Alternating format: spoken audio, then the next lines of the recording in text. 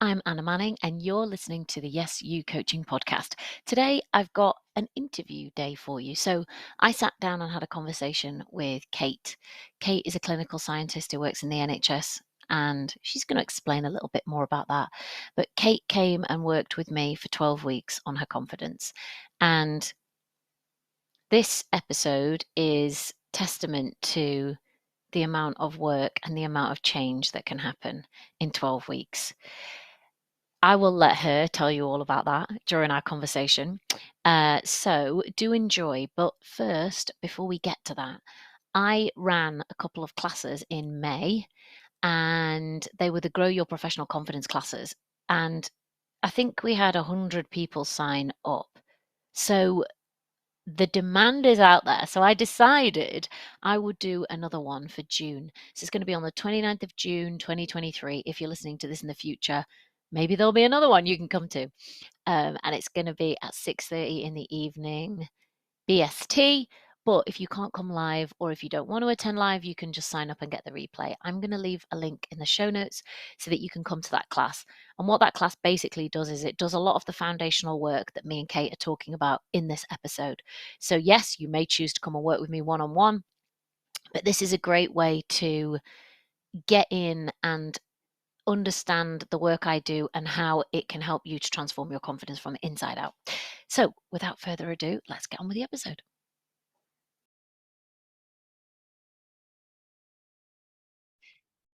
Hello, Kate. Welcome to the podcast. Good morning. Nice to chat with you. So me and Kate have just had a chat to say both of us have got a drink. So she might be slurping a tea. I'm going to be slurping my water with lemon, mint, and apple cider vinegar because that's some weird thing my health coach has got me doing.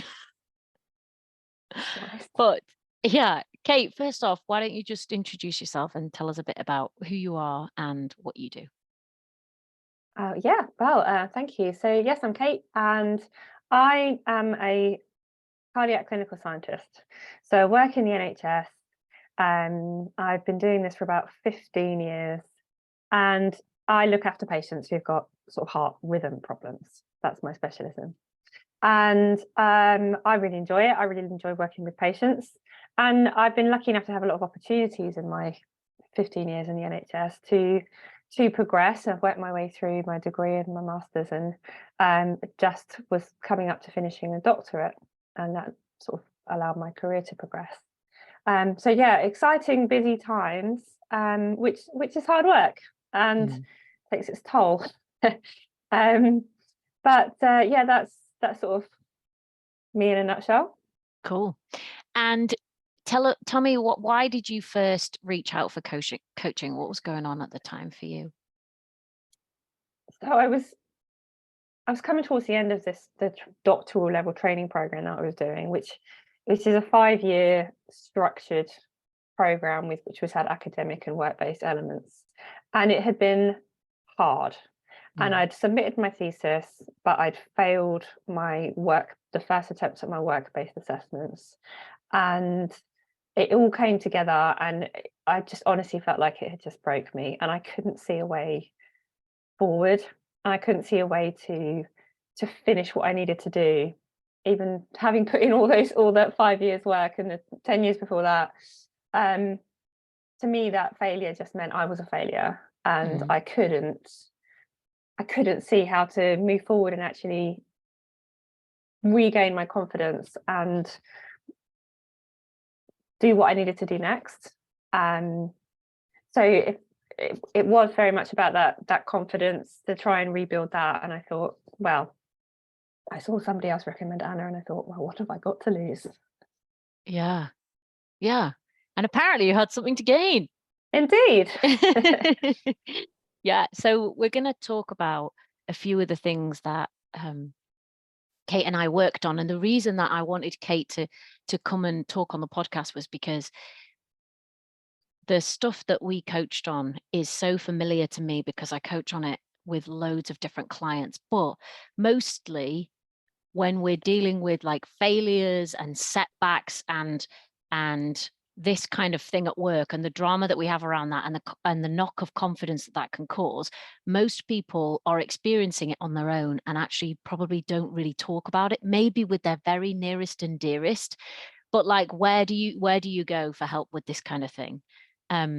So I want people to listening to know that if this is you as well, this is not just you. There are other people experiencing similar things. And I think the more that we can actually talk about them and have these conversations, the more people will be like, oh, right, it's not just me. I'm not alone. And there is actually something I can do about it. So uh, I guess maybe we'll start there then. Tell us about that failure, because I think that was a big word when we started. Yeah, it was. And to me, it was devastating. And then, there might, I'm sure a lot of people that I know did struggle to understand that. I mean, you're absolutely right. I wasn't alone, and there were other people who do, but I don't think even some of my nearest and dearest understood what that did to me. And that was because I'd never really failed before. Mm. So to me, being good at things and passing things and success was who I was, and that was a big part of my identity. And really, I think, and everybody sort of sees me as a career person and an academic person, and to me that was like, well, now I wasn't that person anymore. I just couldn't. It was really deep, that the effect that it had on me. And and it wasn't like I failed something, it was I'm a failure. And I think that was, I couldn't see the difference, and Yeah. that was hard. Yeah. And tell us what's changed. Well, I can see the difference. Mhm. I can't change the fact that I failed something I tried to do, Yeah. but that doesn't mean I'm a failure. I've learned to say, well, look how far I did come in those 5 years. And yeah, yes, I failed, but it wasn't like, so you think, say the pass marks 70%. Well, I Mm. was probably at 60. I wasn't at zero. Yeah. But I couldn't see that, it was just a black and white. There was no continuum to it. I couldn't see the progress I'd made, and I can see that now. And I think, and then sorry, obviously, last week I passed something, and now I'm like, well, then I can't be a complete failure because I've passed something. So it's just seeing that it's one thing and not the whole. Um, and it's made a real difference. But Good. it took a lot of work with you to be able to see that. Yeah, true. Although in real terms, it only took 12 hours. Yes. And no, I say that glibly, but actually me and Kate worked together for 12 weeks. So we worked together for 12 hours and then Kate did the rest of the stuff on her own, with Yeah. everything sinking in, with like those new beliefs sinking in, changing, all of that. And I have to say, Kate, excellent student. You like took it away. I'm thinking about it. I'm doing it. I'm giving it a go. But I think that's because of the place that you were in. I think maybe you felt like you had no choice at that point. Yeah. Yeah, I knew I couldn't carry on like I was, so I had to I had to do something about it. So yeah, I wanted to really give it my best shot, Yeah. as I do with everything in life. Yeah, absolutely. And were you aware of the fact that you'd correlated failing at something and being a failure? Were you aware of that before? No, no, not at all. I hadn't thought that through or made that understanding at all. I didn't see any. I didn't actually realize there was an alternative, I don't think. Oh, yeah. Um, so no, and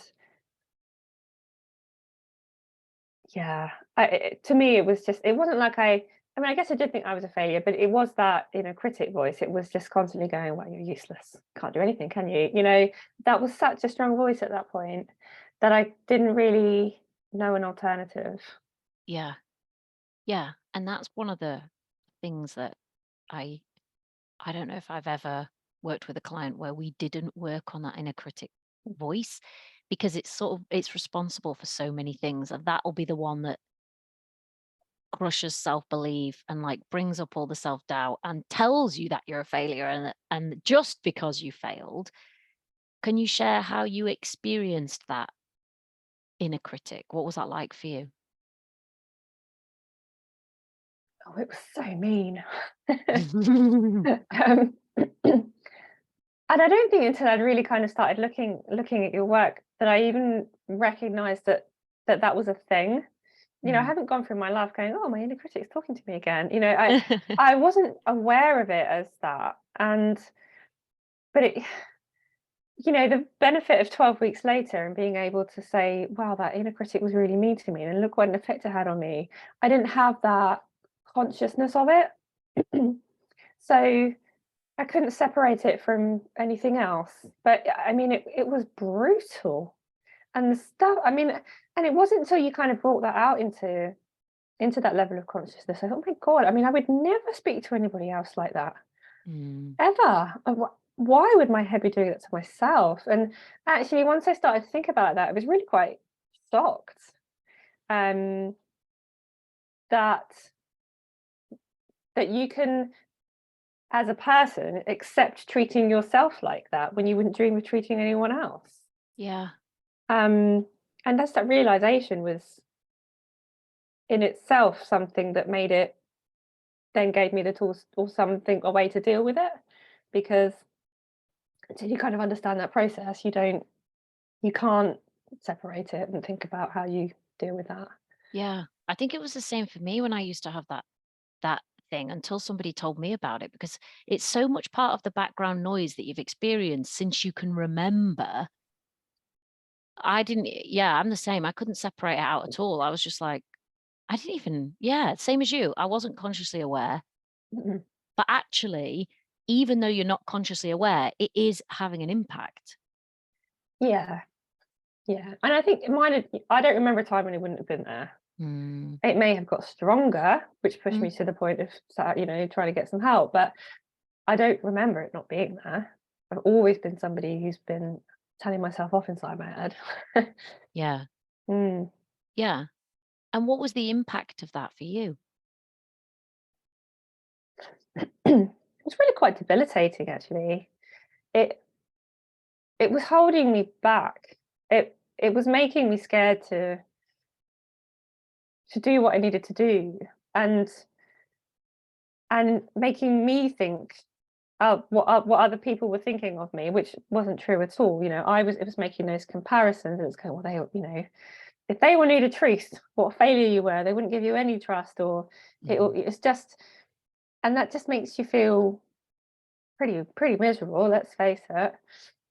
But that's so eroding to your confidence. So it made it really difficult for me to make the steps that I would need Mm. to get past that failure. So it would just, being able to knock on someone's door and say, I need to do this now, or I need to arrange this meeting, or I need to go to this networking.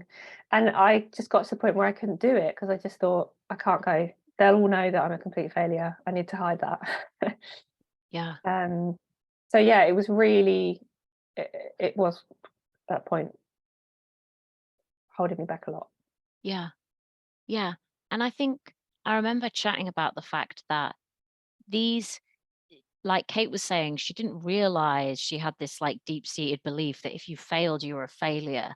Like that will have been in the background somewhere for years, but it wasn't until you actually have a failure that that comes rushing to the surface, and then that inner critic voice is there to kind of really like make sure you remember this is what we believe about ourselves, but actually, in a sense, all it's doing is showing you what was already there. Yeah. And even though it was awful, actually look at what it did. It gave you the opportunity to do what you've just done to turn it around. Yeah. Yeah. I was very unlikely I was going to get through my whole life without failing something.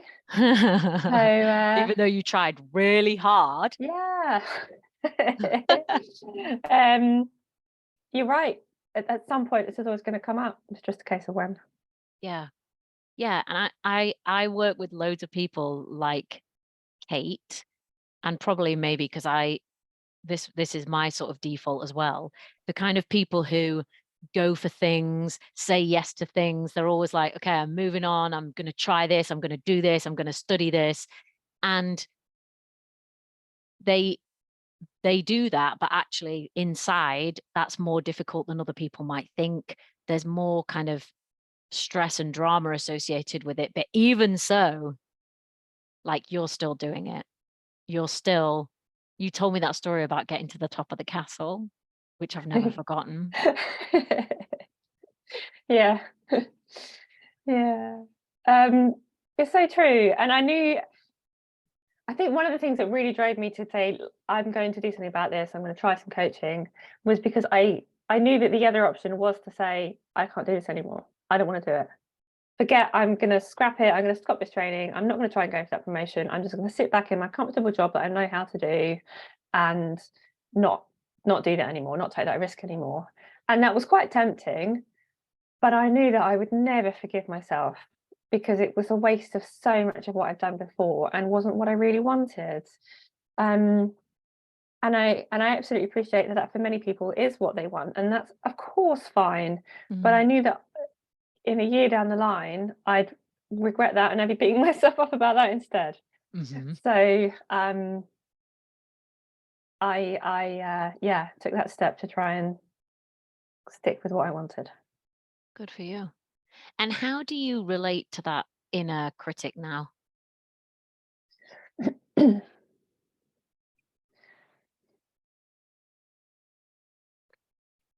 Good question. I'm just trying to think that one through. I tell you what, it's gone an awful lot quieter, which is rather nice. Kate's like, I don't really remember how I used to do that. Yeah, who are you? Um, I think one of the key things that I've really learned is about treating that with kindness, because before I'm, it would be going on at me, and I'd be, and I'd just be like, shut up, just shut up, but that didn't make it go away. But actually being able to, I think, how did you describe it? Create some psychological distance Mm, and say, well, imagining that I was dealing with a colleague or a friend who was saying those things about themselves, how I would deal with them. mm, And Anna did this wonderful thing where she turned it around and pretended to be me, and then I had to respond. And of course, I didn't respond to her like I responded to myself.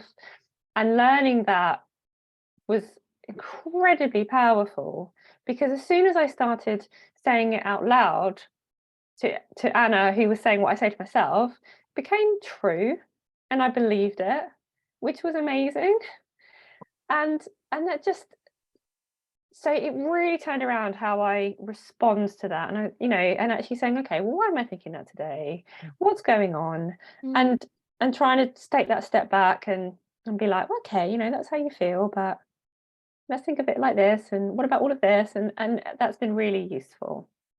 And so it has quieted down, because by doing that, it's like it's settled it. It's my little it's my little spiky creature in the corner. Oh, yeah. So you're just trying to settle it down as opposed to shove it in the cupboard where it's still Mhm. fighting. Yeah. Um, but it's still there, Mhm. and it will still pop its head up. But it's easier now just to settle it down again. Mm. Yeah. And what's the impact of that for you?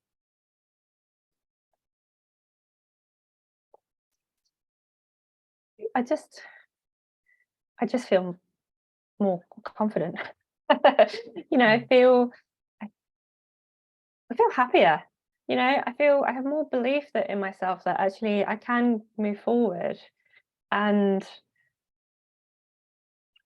and be be settled myself. Um, and also that if something does go wrong, which it will, because hey, I'm not perfect. Mhm. Which has taken a lot of coming to terms with. Let's move on to perfectionism. Um, yeah, it just feels quieter inside, and that's a really nice feeling, because it, there's everything, isn't there? There's thoughts, and there's emotions, and there's actually Yeah. physical responses to all these things, Yeah. and it just feels easier. Yeah. Good. So you can get on with your day. Mm. Yeah, because let's face it, work is challenging Yeah, it really is. on the outside, let alone dealing with it all on the inside. Yeah. Yeah. All right. Well, that's the perfect segue then. Let's move into perfectionism because we had quite a few hilarious chats about Kate being a cowboy. Yeah. I kept meaning one day to turn up in a cowboy hat, but I never quite managed to. This could have been the day.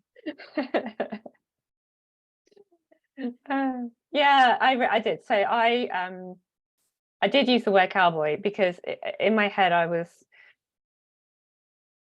because I'd failed, that therefore meant I wasn't qualified, couldn't make the right decisions, was naturally bent to doing the easy option or doing something that I wasn't qualified for, or and then say that in my head that made me a cowboy. It's like one of those locum doctors who turns up with a fake certificate. Yeah. But so that was kind of what I decided that I was, And which what did that mean for you on a day-to-day basis? I I'd set myself an impossible task. You can't, because you can't be perfect. And Mm, there are days where you're not going to get something done or not going to get something right. And certainly in healthcare and medicine, science, whatever branch you're in, there are judgment decisions to be made. And mm, people are going to make different ones. And so because I had it in my head that everything had to be perfect and I had to be the best at everything and pass everything and know everything, mm. it was just setting myself up for failing, really. But then I kind of linked into that whole cowboy thing because I was like, well, but if I don't know everything, that must mean I don't know anything. Yeah. That means I'm faking it. I'm a fraud. Yes. Um, and you can't maintain that. Mm. And actually, that's a bit like the other topic that we just talked about. Like, if I fail once, I'm a failure. And this Mhm. is if I'm not perfect, I'm a cowboy. Yeah, Mm. yeah. Or cowgirl or cow person, if that's what we should be Well, saying in well, 2023. that's a I good don't point. know. Yeah, so what's with the cowboy now? um, Good point. Cowboys just chilling. Yeah. So, I mean, this is something that I'm always going to battle with because I still, of course, I always want to do my absolute best, Yeah. but but and I don't want to not do that. I Mm, don't. That's still a good aim, but absolute best, maybe a slight step down from perfect sometimes. mm, um, yeah, I think I one of my rules that we set was about knowing that I can't know everything, but whatever I do, I've done in the best of my knowledge. It was something like that. Whatever decision I've made is because it was the best one I thought at the time, and I think that's what you have to live with, or not live with. That's what have to live by, I'd say, yeah. because it's true. You can't know everything. Yeah. And actually, for you in a obviously this is can be hard for everyone, but for you in a clinical setting, that is you're making decisions about people's care, their treatment options. So I think that is, what in order to do that even, you need to be able to trust yourself, right? Yeah, yeah, absolutely, and it's important to patients that you can do that, right? How else? How do they trust you if you don't trust yourself? Yeah. Yeah. And what did you realize about that you weren't trusting yourself or that you could? Like, tell us about that.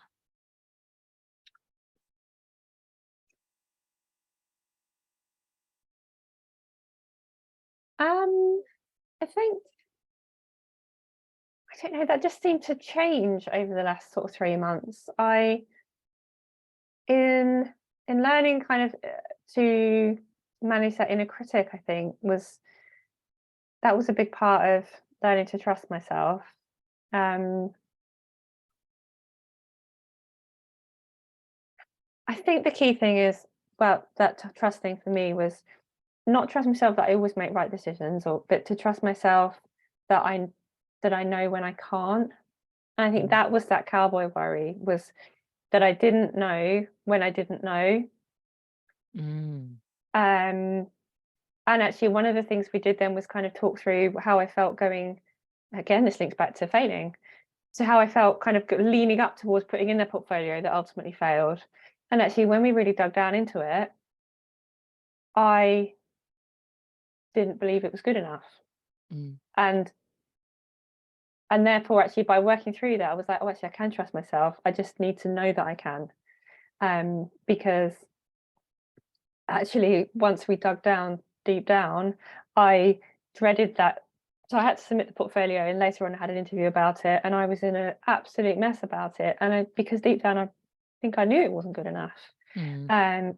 Good enough wasn't high level enough. I just hadn't quite met the criteria, and I hadn't trusted myself that I didn't, and I hadn't fought for what the time and the experiences at work that I needed to do to to get it there. And I think that's been something that I've really learned is it's not about trusting what you can do, but also about trusting when you know that you don't have it. Yeah. Yeah. And I guess in all things, but thinking about healthcare, that is really important, isn't it? Because there's always going to be a new presentation, something you haven't seen before, something you haven't done before. And like you say, there's so many judgment calls to be made. And this is true in most people's work life, right? There isn't usually a right, wrong, yes, no. Nope, not often. So in order to actually do your job without driving yourself crazy, you have to trust what you know and what you can do. Yeah, absolutely. Yeah. And actually this flashed in my head before and I forgot. We talked about that making mistakes and how that happens and you talked about your work wider within your hospital trust, which was looking at incidents that had happened. And that was a really interesting um because there's certain ways, if you're in healthcare, you'll know this, but if you're not, you won't. Um, well, Kate, you tell us, like, when an incident happens or if there's a patient safety problem or something goes wrong, how do you handle that? If you're the one that is looking at it or investigating it, what happens? Yeah. Excuse me. You're right, I did talk about this, and actually it was something that I did last year, but I'd found it really useful at the time to be the person on the other side, because I'd always been fearful of making a mistake or something going wrong, and that being an incident that then got investigated, and I felt like that, that would be the end of my career. Mm. And being on the other side and actually being somebody who was the investigator, um, I then had to talk to the people who were involved in that said incident, and I talked to the patient and the doctors and the surgeons and about what had happened. And I found it so reassuring that my job was to find out what was wrong in the systems, the environment, the pressure that people under, the relationships they were in, the protocols that existed or didn't, as the case may be, Mm. that led to that incident. Not whose fault is it. At no point was that the question, and it wasn't about finding out whose fault it was to punish them at all. It was about finding out what what was going on, so we could put whatever in place that needed to be to prevent that from happening again. And that was actually really quite enlightening to realize that's how we approach things that go wrong. Oh, that's how, the powers that be in patient safety look at it. And it was really, I found that actually then became a really positive thing because it allowed us to make improvements and didn't in any way ruin anyone's career. Yeah, yeah. And I think the benefit of looking at that is it's so easy to see from the outside, when we're dealing with something in the external environment, something's gone wrong, someone's made a mistake. We know how to handle it to maintain people's careers and their confidence. And even though, it's never going to be easy, is it? We Of know course that we not. look at the systems, we ask questions about what was going on. We're not hanging people out to dry, constantly reminding them of what's gone wrong, shaming, naming, firing. But how did that compare to what was happening in your internal environment? Yeah, absolutely. Completely different. Mm, Um, and it did going through that actually was it did help my internal environment, but nonetheless not completely. But I really did. I mean, I really absolutely believed. I was looking back at some of the notes I made from when I first started coaching with you, and I absolutely believed it was only a matter of time until something went wrong enough that I was fired. I just couldn't see that it was possible to maintain a career without making a mistake and losing your job and everything going wrong. And mm. then subsequently, losing your house and ending up homeless. Like it just absolutely snowballed. Yeah, Um, so yeah, even though I'd actually had a job where I'd been the person not doing that to other people, it still on a bad day felt inevitable that that was what's going to happen to me. yeah, Um, which was very difficult internal environment to work in. yeah. No pressure. Nah. But if you make one mistake, you're gonna end up jobless and homeless. Yeah, yeah. Oh, yeah, that's hard. No wonder you were struggling. Yeah, I think, if you were laboring under that belief, it's gonna be a bit paralyzing, isn't it? Yeah. And ironically, it probably makes it more likely that something will go wrong Yes, quite possibly. because you can't be as calm, you can't be as present. Yeah. No, I think you're right, and then if that anxiety is going on in the back all the time, and it actually stops you from Mm. thinking clearly. Yeah, Yeah, yeah, yeah. And you mentioned about the rules that you set for yourself, yeah, and I think you called it your good advice. yeah, Yeah, and just to kind of preface this for you who's listening, we have a load of rules in our head, whether they're conscious or unconscious, and I think most of them, to be honest, are probably unconscious about what's true, what's not, what's acceptable, what's not, and that makes up our kind of internal environment, the way we treat ourselves, the way we approach things. And one of the exercises that I like to do with people is to really bring all those out into to our conscious and say, all right, these are the rules I'm currently operating with. Are they helping my confidence or not? Most of the time it's a no. mhm, And if I got to scrap those and write my own rules or write my own good advice that would support me to be like at my most confident, at my best, what would they actually be like? What would they consist of? Can you tell us about your experience of doing that exercise? yeah, I can. Um, yes, it was helpful that you asked me to write down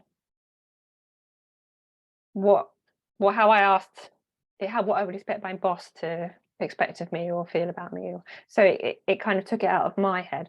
So that was really helpful. So that was quite easy to fill out. I was like, oh, if for my boss to get the best out of me, they should treat me like this. Um and then later then we had to turn it around and say, well, for me to get the best out of me. And actually that I was just really surprised how difficult that was to make it believable for me. Mm, Um, but it was helpful to sort of work through and make sure that it worked for me, that I can't remember how you described it, Anna, but to make it feel like there's no point having a rule that I didn't believe or didn't mean something to me or I didn't feel it. And so that was quite useful. So I think one of my really simple ones we came up with was I'm not a failure. Or I can't remember what it was now. I've written it down. Um and well, I can't remember. It's not there.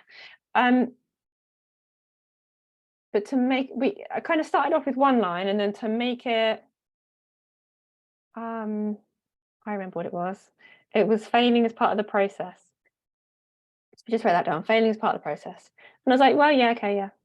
But it didn't become something that resonated and meant something to me until we added a bit where it says failing is part of the process, but it's not part of my identity. And then that suddenly like had a different effect inside of me. And then it became something that I could work with. So that was really, really useful to work through those rules and make them really personal and something Yeah. that you could work with. Yeah. And actually decide, right? Because Yeah. the old rule about if I fail, I'm a failure. Had you Mm. decided that? No. I mean, I guess I did at some point. Maybe. When I was 3, I was like, "Right, that's it." Yes. Um, I don't remember deciding it. I don't It was just there. I don't remember it being a conscious thing. Yeah. Yeah. Yeah.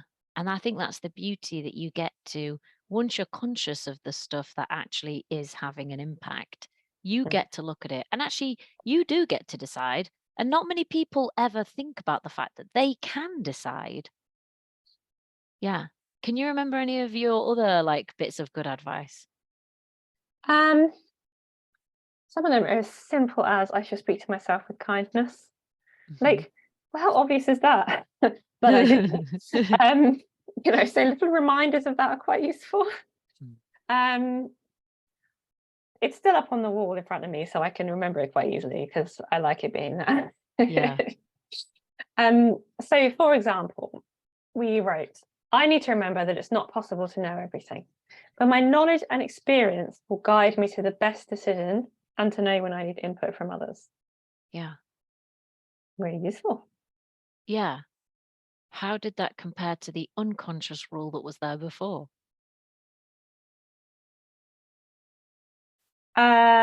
So I guess the unconscious rule was, well, pretty harsh.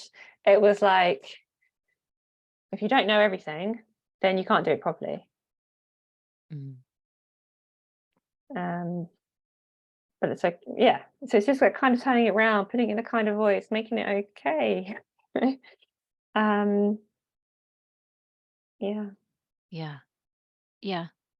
And I think this is something that I encourage everyone I work with to do, but I'm going to encourage whoever is listening to do this as well, because the way we're experiencing work and the stuff that's happening, it can be to do with our external environment. There will be people listening to this that are working in an environment which is just not conducive to somebody feeling confident. Maybe people are really critical. Maybe they doubt your ability all the time. Maybe they demand standards that are impossible. Maybe you never get any acknowledgement. And that's one thing, but and that's difficult to control, right? Some people might choose to stay in that environment or they might choose to leave. But when we're talking about that being our internal environment, even if we leave, we take it with us. Yeah. And even if we get the promotion, we take it with us because our brain's going to do the same thing no matter what the situation is. So if you're having confidence struggles or worries or stuff around work, just try and like surface what are the rules that you have set for yourself, albeit unconsciously, and maybe do what Kate did and say, what is how would I want to be treated by like the best boss I could ever have or the best team I could ever have? How would they treat me to get like the very best out of me, to have me at, working at my best, at my most confident, at my most efficient? And then you've got the perfect set of good advice for yourself there because that's the kind of environment you need to create on the inside. And actually, Kate, this leads to me to something that sort of I don't know if it annoys me about healthcare, but I think about it because I used to be a medical negligence lawyer. So my whole career I've thought about healthcare. And then I worked in health policy and strategy after that. And the thing that I see all the time in healthcare now is about compassion, Hmm. about compassionate leadership, and how when people work in an environment which is not compassionate, which is like the opposite, there's more mistakes, there's more problems, people are fearful. I know from my background that there's more claims, so we know there's more stuff going wrong. And people are waking up to that, and they're really thinking about, what does compassionate leadership look like in healthcare? How do we even regulate for compassionate leadership, right? Probably something that the Care Quality Commission struggle with. But there seems to be no conversation about how do the individuals within that system do compassionate leadership on themselves. Yeah, sounds like a really useful tool, I guess. I think we should have a little e-learning module at my work about that. Yeah, It'd be really good. Yeah. yeah. And I think what really, when we were talking about this, and I thought about my work environment and my boss and my team, well, they're wonderful, and they, Mm, largely did what they needed to do to get the best out of me. yeah. And I think that's what really got me. I was like, oh, I'm literally doing this to myself. There is no one else contributing to this. And then I guess that's when you realize, actually, this is in my control, and there's no point me leaving, or you know what, because, and ultimately I kind of knew that, because that's why I never left. Because I was like, this, I'm just going to take this with me. Mm. But actually, it's brilliant news that it is in your control, because it means Yes, you can actually do absolutely. something about it. Yeah. When we first started, how strong was your belief that you could actually turn this around?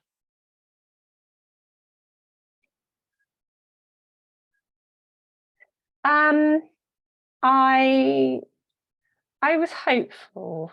Mm, Uh, I think I'll be honest. I guess I did think, well, like I said, I've got nothing to lose. I didn't actually expect to feel the turnaround that I have in the shortest time period. mm, Um, I was hoping it would give me some help to go in the right direction. Um, and I think so. I had, I'll tell you this. I had CBT for anxiety a few years ago, and when I started and they started kind of telling me the tools, I must admit I sat there thinking, "You must be joking. This is never going to help." But after a few months, it did. But it was a really slow process. yeah, Um, so I think, having already gone through that, like I kind of knew that some gradual thinking therapy, talking therapy could make a difference. So I probably did approach this feeling a little bit more positive, thinking, yeah, this could help. Let's give it a go. But I still thought, well, hopefully it will help. And I remember telling a colleague of mine at work that I was going to start coaching, and she said to me, "That's the best thing you'll ever do, Kate." She said, "My dad had coaching, because he had a job when he needed to start doing presentations and he couldn't." And she said to me, "said It literally changed his life." And I thought, is that a reasonable hope? oh, and but I feel like it could have. Like, I feel so different now, and so excited to carry on with the next stage of my career, as opposed to terrified. And I could get emotional now. I can't tell you what a wonderful feeling that is. yeah. I'm happy to hear it, because you love your work. Well, I really do. Yeah, Yeah, like, exactly.